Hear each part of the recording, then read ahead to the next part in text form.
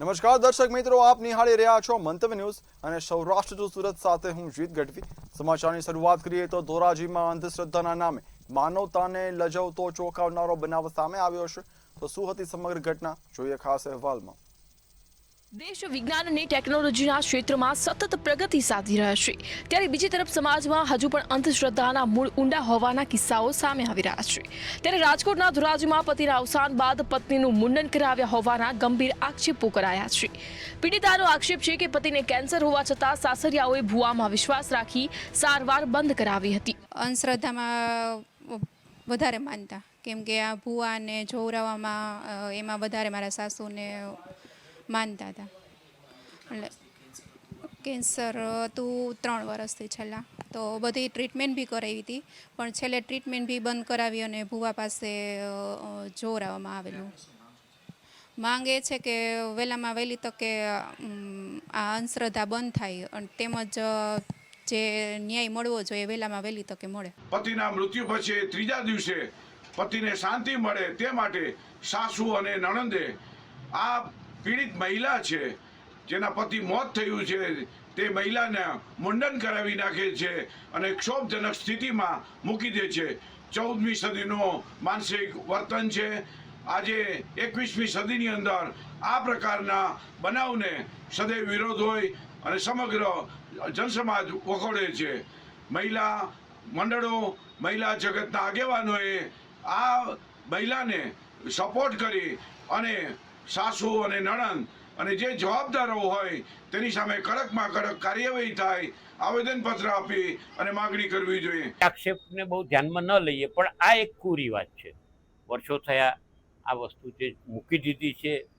દરેકને જીવવાનો અધિકાર છે, માનવતાને ધ્યાનમાં લઈને પણ એ જે પ્રક્રિયા હતી, પરંપરાઓ હતી, તેમાંથી મુક્ત થઈને બહાર નીકળવું બધાએ જરૂર છે। આ નિંદનીય કાર્ય છે, જેણે પણ કર્યું હોય કે કરાયું હોય, આ નિંદનીય કાર્યક્રમ થયો છે અને આનો અમે વિરોધ કરીએ છીએ, ખરેખર વખોડીએ છીએ। માનવતા વિરોધનો કાર્યક્રમ થયું કહેવાય, અને માનવતા વિરોધનું કાર્ય કોઈ પણ થતું હોય તો માનવ અધિકારને લાંછન રૂપ કાર્ય કહેવાય, તો તેની પર પોલીસની કલમ 379 હેઠળ કામ થવું જોઈએ। વિજ્ઞાન જાથાના ચેરમેન જયંત પંડ્યા અને સનાતન સમિતિના રાષ્ટ્રીય અધ્યક્ષ જ્યોતિનાથ બાપુએ ઘટનાની આકરી નિંદા કરી છે।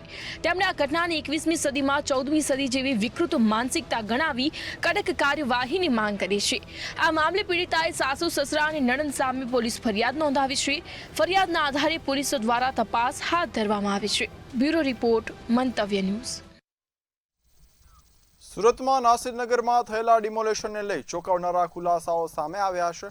તો શું છે ખુલાસાઓ અને શું છે ઘટના, જોઈએ ખાસ અહેવાલમાં। સુરતના નાસિરનગર વિસ્તારમાં ભારે પોલીસ બંદોબસ્ત સાથે 100 જેટલા મકાનોનું ડિમોલેશન કરવામાં આવ્યું હતું। આ જમીનને અડીલે જ આવેલી જમીન પર 1.5 વર્ષથી કોઈ પણ મંજૂરી વગર ટાવર ઉભા કરવાનું તેમજ ગેરકાયદેસર બાંધકામ થઈ રહ્યું છે। આ માટે એક પણ મંજૂરી લેવામાં આવી નથી, તેમ છતાં માત્ર ખોદાણ પૂરવા માટેની નોટિસ આપવામાં આવી છે। લોકોના આક્ષેપ છે કે બિલ્ડરોના ઇશારે જ તંત્ર અને એસઓજીએ સાથે મળીને આ ડિમોલેશન કર્યું છે। એમાં ઘણી જમીનો અમે કોર્પોરેશનને આપેલી છે અને એક જમીન એમને સ્કૂલ બનાવવા માટે દાનમાં આપેલી છે। તે જમીનો પર છોકરાઓ વસી ગયેલા છે। હાલમાં જે ઓહાપો ચાલી રહ્યો છે અને જે બધા સમાજના કહેવાતા આગેવાનો એ લોકોને જે બધી મદદો કરી રહ્યા છે તે પોતાની રોટલી શેકવા માટે છે, બાકી કોઈના પર હમદર્દી બતાવવા કરે છે એવું માનવાનું કોઈ કારણ નથી। કારણ કે આટલા વર્ષોમાં કોઈએ એક પૈસો ખર્ચ્યો નથી કે એ લોકોની કોઈ મદદ કરી નથી, તે મેં મારી નજરે જોયું છે। મારી જમીનો ધરાવવાનો મને એક સિનિયર સિટીઝન અને એક મહિલા તરીકે પૂરો હક છે, ત્યારે મને કોઈ આગેવાનો બચાવવા આવતા નથી। આ મામલે ધારાસભ્ય વિનુ મોરડિયાએ મનપાના અધિકારીઓ સામે ગંભીર સવાલો ઉઠાવ્યા છે। તેમણે કહ્યું, અધિકારીઓ કંઈક છુપાવી રહ્યા છે તેવું લાગી રહ્યું છે અને સોશિયલ મીડિયામાં સામે આવેલા દ્રશ્યો શંકાને વધુ મજબૂત બનાવે છે। કેટલાક અધિકારીઓ લાલચમાં આવીને ગેરરીતિમાં સંડોવાયેલા હોઈ શકે છે। સમગ્ર હકીકત તપાસ બાદ જ બહાર આવશે। જ્યારે બીજી તરફ આ વિવાદ વચ્ચે વૃદ્ધાનો ચોંકાવનારો વિડીયો સોશિયલ મીડિયામાં વાયરલ થયો છે। વિડીયોમાં વૃદ્ધા દાવો કરી રહ્યા છે કે પાલિકા દ્વારા જમીનનો કબજો લેવા માટે ડિમોલેશન થયું છે અને તેમણે આ જમીન દાનમાં આપી હતી। આ વિડીયોમાં રીટેક અને વૃદ્ધા પર દબાણ કર્યા હોવાની શંકા વ્યક્ત કરવામાં આવી છે। ડિમોલેશનને લઈ વિપક્ષ નેતાએ જવાબદાર સામે કાર્યવાહી થાય તેવી માંગ સાથે સીએમને પત્ર લખ્યો છે। આ ભૂતિયા ડિમોલેશન પાછળ કોણ જવાબદાર છે તે અંગે હાલ તપાસ હાથ ધરવામાં આવી રહી છે. બ્યુરો રિપોર્ટ, મંતવ્ય ન્યૂઝ. મહત્વના સમાચારની વાત કરીએ તો સમાચાર સુરતથી મળી આવ્યા છે, જ્યાં નાસિરનગર ડિમોલેશનમાં રાજકીય વળાંક છે તે સામે આવ્યો છે. કોસ્ટ ડિમોલેશનને લઈને રાજકીય વળાંક છે તે સામે આવ્યો છે. જમીન માલિક ગુલીબેનનો વિડીયો છે તે સોશિયલ મીડિયા પર વાયરલ થયો છે. બિલ્ડર બનાવીને વિડીયો વાયરલ કર્યો તેવા લોકોના આક્ષેપ છે તે સામે આવી રહ્યા છે. ગુજરાત એમએલએના બોર્ડવાળી શંકાસ્પદ ગાડી પણ મળી આવી છે. સમગ્ર મામલો ને લઈને ચર્ચાઓ તેજ બન્યું છે. ગુલીબેનના ઘરેથી માત્ર 500 મીટર દૂર ગાડી છે તે મળી આવી છે, જેને લઈને અનેક તર્ક વિતર્કો છે તે સામે આવ્યા છે. નાસિરનગર ડિમોલેશન આજે 12 થી 13 દિવસ વીતી ગયા અને એમાં નવા રોજે નવા વળાંક આવી રહ્યા છે. ખાસ કરીને વાત કરીએ જે થોડાક સમય જ પહેલાં જે પુલ માલિક છે નાસિરનગરની, એ બહાને વિડીયો વાયરલ થયું હતું. જે ગુલુ પારસીબેન છે એમની જે વિડીયો વાયરલ થયું છે કે આ જગ્યા અમે એસએમસીને દાનમાં આપી દીધું છે. એસએમસી જે જગ્યા પરથી દબાણ હટાવે તેમાં એનું કામ છે એ કરી શકે છે. પણ હવે ખાસ કરી વાત કરીએ, ચર્ચા એ ચાલી રહી છે કે જે સંજય લખાણી બિલ્ડર છે ઘરમાં છે, ઘરમાંથી વિડીયો વાયરલ લઈને જે વિડીયો વાયરલ કરવામાં છે ને ત્યાં ઘરથી 500 મીટર દૂર એક ફોર્ચ્યુનર મળી છે, જોઈ શકાય છે. એમાં ગુજરાત સરકાર એમએલએ લખેલું પટ્ટી દેખાઈ રહ્યું છે. જે એમાં જે લોગો છે જે દેખાય છે કે જે ગુજરાત એમએલએનો છે. આ કહી શકાય છે કે જે એમાં રાજનૈતિક વળાંક સામે આવ્યો છે, કેમ કે આ ઘરથી 500 મીટર દૂર જ આ એક જે કહી શકાય છે ફોર્ચ્યુનર ગાડી છે. ફોર્ચ્યુનર ગાડી અહીંયા પાર્કિંગ કરવામાં આવ્યું છે ને આ રાજનીતિ આમાં લોકો કહી શકે, કેમ કે આમાં ખાસ એમએલએ લખેલું છે. આ જોઈ શકાય છે એક અપાર્ટમેન્ટ છે, અપાર્ટમેન્ટની નીચે ગાડી પાર્ક કરવામાં આવ્યું છે, જેમાં ફોર્ચ્યુનર ગાડી છે એમાં ગુજરાત સરકારે એમએલએ લખેલું છે. એમાં કશે ને કશે રાજનીતિક વલણ સામે આવેલું છે ને એ પણ કહેવામાં આવ્યું છે સ્થાનિક દ્વારા કે અહીંયાથી જે લોકો છે એ સામે પારસી બાબાને ઘરમાં ગયા હતા અને ત્યાંથી જે એક વિડીયો વાયરલ થયો છે. એટલે કશે ને કશે શંકા જઈ રહ્યું છે કે આજે રાજનીતિ આમાં બળંગ આવી રહ્યું છે. એના જે એમએલએ ગાડી છે ફોર્ચ્યુનર એમએલએ જે લેટરવાળી એ ગાડીમાં જે પટ્ટી દેખાઈ રહ્યું છે, જે નંબર પ્લેટ છે, એ કશે ને કશે એક વાત કરીએ કે આ રાજનીતિક વળાઈ આવી રહ્યું છે ને આમાં હવે વાત કરીએ જે હિસાબે પારસી મહિલાને ઘરે જઈને જે વિડીયો બનાવવામાં આવ્યો ને વિડીયો પછી જે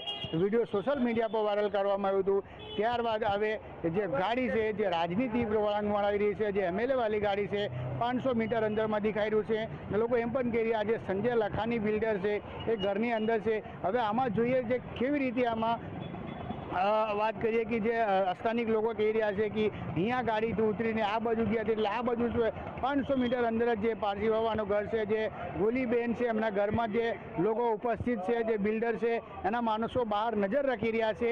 જે મીડિયા જે બાજુ જાય છે મીડિયા પર નજર પણ રાખવામાં આવ્યું છે. પણ હવે વાત કરીએ જે બિલ્ડર ઘરમાં ક્યાં સુધી રહે છે, કેમ કે ઘરની બહાર જે મીડિયા ઉપસ્થિત છે. હવે આમાં જવાબ બિલ્ડરને આપવું પડે અને રાજનીતિને લોકોને પણ આપવું પડે કે આ એમએલએ જે નંબર પ્લેટવાળી ગાડી છે અહીંયા કેમ દેખાઈ રહી છે અને જે બિલ્ડર છે એ ઘરમાં આવીને કેમ વિડીયો બનાવ્યો, કેમ કે જે વિડીયો બાસીએ વાયરલ કર્યા છે, જે બેને વાયરલ કર્યા છે, જે કુલુ પારસી બેન છે એમના સાફ દેખાઈ રહ્યું છે કે બિલ્ડરમાં 2 થી 3 વખત ચશ્મા લગાવે છે અને ઉતારે છે, એટલે કે જે વાંચવામાં તકલીફ પડ્યા છે એટલે ચશ્મા લગાવે છે અને ઉતારે છે. એ પણ એક વસ્તુ કરવામાં આવી છે. પણ વાત કરીએ જ્યારે આ જગ્યાથી 500 મીટર દૂર આ એક રાજનીતિ એટલે ગુજરાત એમએલએ પટ્ટીને ગાડી દેખાઈ રહ્યું છે, તો કશે ને કશે હવે આ મામલાનો વળાંક છે એ રાજનીતિ તરફ જઈ રહ્યું છે. કેમેરામેન શોએબ શેખ સાથે દીપક રામ, મંતવ્ય ન્યૂઝ, સુરત. હવે નજર કરીએ અન્ય સમાચાર પર તો મોરબીમાં ખાનગી વીજ કંપનીઓની દાદાગીરી સામે ખેડૂતોમાં ભારે આક્રોશ જોવા મળી રહ્યો છે. ખેતરોમાંથી પસાર થતી ખાનગી કંપનીઓની વીજ લાઈનના વળતર મુદ્દે વિરોધ પ્રદર્શન કરવામાં આવ્યું હતું. રોષે ભરાયેલા ખેડૂતોએ ટ્રેક્ટર સાથે જેતપુરથી કલેક્ટર કચેરી સુધી રેલી યોજી હતી. ખાનગી કંપનીઓના ખેડૂતોના પૂરતા પ્રમાણમાં વળતર આપે તેવી માંગ સાથે આવેદનપત્ર આપવામાં આવ્યું છે.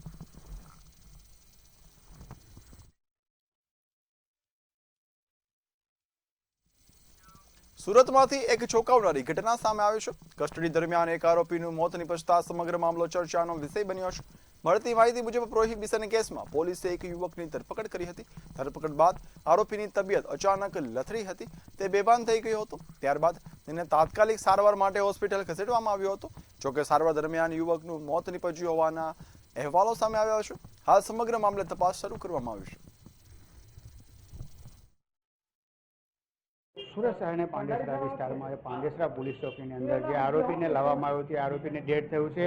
આપણી જોડે એસીપી સાહેબ છે, એમની જોડે વાત કરશું કયા ગુનામાં આવ્યું હતું ને કેમ એમને એવું થયું છે. સાહેબ, આરોપી જે હતું કયા ગુનામાં હતું ને કેવી રીતે થયું છે આખી ઘટના? જી, આરોપી પોતાનું નામ રણજીત કેશવ પટેલ બતાવેલ હતું, પરંતુ તેના માતા પિતા અને બહેન દ્વારા ઓળખાણ થતાં તે પોતે રણજીત કેશવચંદ્ર ગિરી નાઓનું ખુલેલ છે. આરોપીને ગઈકાલે પ્રોહિબિશનના ગુનામાં લાવવામાં આવેલ હતો અને તેની મેડિકલ સારવાર દરમિયાન લઈ જતા હતા દરમિયાન પોલીસ સ્ટેશન ખાતે જ તેને ખેંચ જેવું આવતા પડી ગયેલ, જેથી પોલીસે તાત્કાલિક CPR આપવાનો પ્રયત્ન કરેલ અને 108ને બોલાવેલ, જે 108ના આધારે પ્રાથમિક સારવાર આપતા તાત્કાલિક સિવિલ લાવેલ. સિવિલના ડૉક્ટરે ફરજ પર તેને ચેક કરતા પોતે મરણ ગયેલ છે તેવું ડૉક્ટરે જાહેરાત કરતા પાંડેસરા પોલીસ ખાતે વર્દી લખાવેલ અને જે વર્દી આધારે અકસ્માત મોત રજીસ્ટર કરી આગળની કાર્યવાહી ચાલુ કરવામાં આવી છે. જ્યારે આરોપી આપણે અરેસ્ટ કરવાનો ત્યારે એ પીધેલો હતો ખરો? હા, આરોપીને જ્યારે પાંડેસરા પોલીસ સ્ટેશનના ડિસ્ટાફ પેટ્રોલિંગમાં હતા દરમિયાન પ્રોહિબિશનની ડ્રાઈવ જેવું સાંજના ભાગે જ્યારે પણ જ્યાં હોય ત્યાં જે પણ પીધેલા કે પ્રોહિબિશન રિલેટેડ પ્રવૃત્તિ કરતા હોય તેમને પોલીસ અટક કરતી હોય છે અને કાયદેસરની કાર્યવાહી હોય છે. જેમાં પાંડેસરા પોલીસ સ્ટેશન ખાતે આ ઇસમ વિરુદ્ધ 2673/26 થી ગુનો રજીસ્ટર કરવામાં આવેલો અને ગુનાના કામે તેને અટક કરવામાં આવેલો. સાહેબ, આ ક્યાંથી પીધું હતું એનું કંઈક જાણકારી મળ્યું છે એના જોડે? અને ખાસ કરીને વાત કરીએ એના સગા એમ કહે છે આથી એના કમર પર કઈ ઈજા થયું છે, એનું શું જાણકારી છે? કમર પર કોઈ ઈજા નથી અને PM પેનલ ડૉક્ટર ચાલુ છે, કારણ કે રાત્રે 3 વાગે મેં જાતે સિવિલમાં આવીને એની ડેડ બોડી ચેક કરી છે. સાહેબ, ક્યાંથી લાવ્યો છે એવું કંઈક માહિતી આપી છે? એની પ્રાથમિક પૂછપરછ ચાલુ હતી, મતલબ મેડિકલ ટેસ્ટ પછી જે ઇન્વેસ્ટિગેશન કરવાનું તે દરમિયાન જ આ બનાવ બનેલો છે, જેથી આગળની હકીકત જાણી શકાયેલ નથી. બિલકુલ, જે હિસાબે એસીપી જયરાજ દેસાઈ સાથે જ આપણે વાત કરીએ કે જે આરોપી એક્સપાયર થઈ ગયો છે, હવે PM પછી જ ખબર પડશે કે પ્રોહિબિશન એટલે પીધેલો હતો નહીં પીધેલો તો PM પછી ખબર પડશે. અને ખાસ કરીને વાત કરીએ જે આરોપી છે એના સગા એવું પણ કહી રહ્યા છે કે પીવાનું બંધ કરી દીધું હતું. ના હાલ સગાને પણ એમ કહ્યું છે કે એના જે કમરની ભાગે ઈજા થયું છે. ના હાલ એ આરોપીને પોસ્ટમોર્ટમ કરવા માટે જે પાંડેસરા પોલીસે ન્યૂ સિવિલ હોસ્પિટલમાં લાવવામાં આવ્યું છે ને PM ચાલુ છે. હવે PM રિપોર્ટ પછી ખબર પડશે કે ખરેખર આરોપી પીધેલો હતો કે નહીં. કેમેરામેન સોહિલ શેખ સાથે દીપક રાય, મંતવ્ય ન્યૂઝ, સુરત. સુરતના લાલગેટ વિસ્તારમાં થયેલી હત્યાના મામલે પોલીસે ઝડપી કાર્યવાહી કરતા મુખ્ય આરોપીની ધરપકડ કરી છે. લાલગેટ પોલીસે હત્યાના આરોપી શફી અખ્તર અંસારીને ઝડપી પાડ્યો છે. આ હત્યા પાછળ પ્રેમ સંબંધની શંકા હોવાનું સામે આવ્યું છે. આરોપીએ પોતાની પત્ની સાથે મૃતક યુવકનો પ્રેમ સંબંધ હોવાની શંકા રાખીને આ આખા ગુનાને અંજામ આપ્યો હતો. આરોપી અલમતસ નામના વ્યક્તિ પર ચપ્પુ વડે હુમલો કરી તેની હત્યા નિપજાવી હતી. આરોપી અને મૃતક બંને એકબીજાના સંબંધી હોવાનું સામે આવ્યું છે.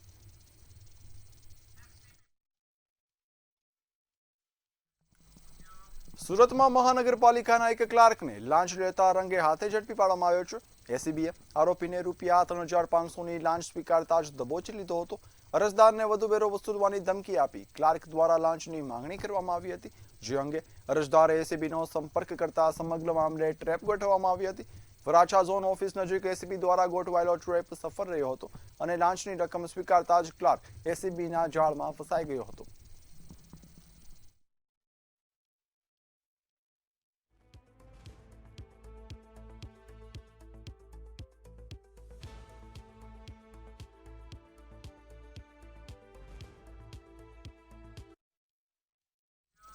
સુરત એરપોર્ટ પર ફ્લાઇટમાં મોટો ઘટાડો થયો છે. જુલાઈ મહિનામાં સુરત એરપોર્ટ પરથી માત્ર 12 ફ્લાઇટનું જ સંચાલન થવાનું હોવાથી વેપારીઓ તથા પ્રવાસીઓમાં ભારે રોષ જોવા મળી રહ્યો છે. પૂરતી સંખ્યામાં મુસાફરો ન મળતા એરલાઇન્સ કંપનીઓએ એક પછી એક ફ્લાઇટ્સમાં ઘટાડો કરવાનો નિર્ણય લીધો છે. પહેલા અનેક ઇન્ટરનેશનલ ફ્લાઇટ બંધ કરવામાં આવી હતી અને હવે સ્થાનિક ફ્લાઇટોના સંચાલન પર તેની અસર જોવા મળી રહી છે.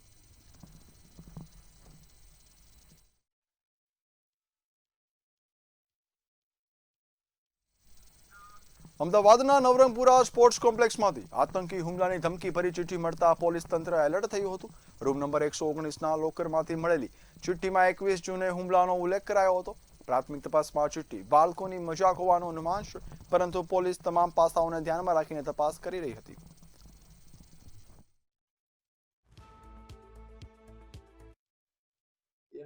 રોજ સ્પોર્ટ્સ ક્લબના રૂમ નંબર 119માં એક પેન્સિલથી લખેલી એક ચિઠ્ઠી ચબરખી મળેલી હતી અને ચબરખીમાં એવું લખેલું હતું કે 21/6 રોજ આ ક્લબ ઉપર ટેરરિસ્ટ એટેક થનાર છે, બધા એન્જોય કરજો. એવી મેસેજને આધારે આ જે ક્લબના જે ડીજી લોકર હતું એ લોકરમાં જે પેલા એમના હાઉસકીપિંગ જે છે એ જનરલી રૂટીન મુજબ જે ચેકઆઉટ કરે પછી ગેસ પછી જોતા હોય છે, તો આ એમના માસ્ટર કીથી લોક હતું, એને માસ્ટર કીથી ખોલેલું હતું. સુરત જિલ્લાના માંગરોળ તાલુકામાં તસ્કરોનો આતંક જોવા મળી રહ્યો છે. તસ્કરોએ આંકડોળ અને દેગડિયા ગામમાં 2 દુકાનોને નિશાન બનાવી હાથફેરો કર્યો હતો. તસ્કરોએ બંને દુકાનના તાળા તોડી હજારો રૂપિયાનું કરિયાણું અને 20,000ની રોકડ રકમ લઈ તેઓ ફરાર થયા હતા. સમગ્ર મામલે પોલીસે ફરિયાદ નોંધી તસ્કરોને ઝડપી પાડવા માટે તપાસના ચક્રો ગતિમાન કર્યા છે.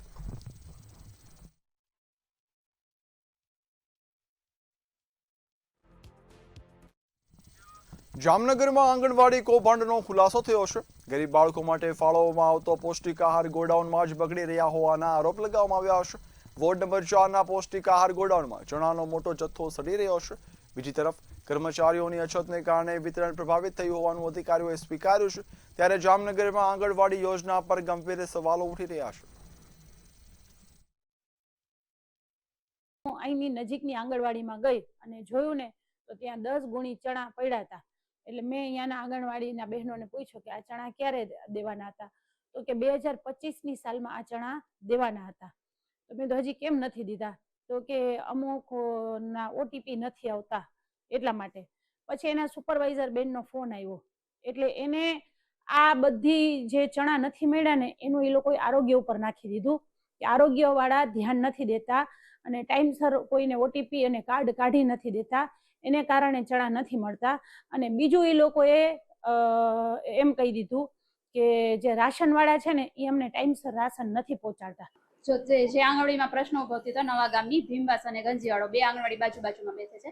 બંને આંગણવાડીનો સ્ટોક મે મહિનામાં આવેલો છે અને મે મહિનામાં 15 તારીખથી કાર્યકરને વેકેશન ઉપર હોય એટલે હેલ્પરથી એકલાથી વિતરણ થઈ શકે એમ નથી, કેમ કે ઓટીપી દ્વારા વિતરણ ચાલુ છે અત્યારે. એટલે એક આંગણવાડીમાં 112 પેકેટ એટલે કે 4 બેગ, એક આંગણવાડીની ભીમવાસની અને ગંજીવાડોની 4 બેગ એટલે કે એની છે 96 પેકેટ એના આવેલા હતા. એટલે બંને આંગણવાડીને થઈને કુલ એમ ત્યાં 10 બેગ જેટલા ચણાનો જથ્થો જોવા મળેલો હતો, જે અત્યારે વિતરણ ચાલુ છે.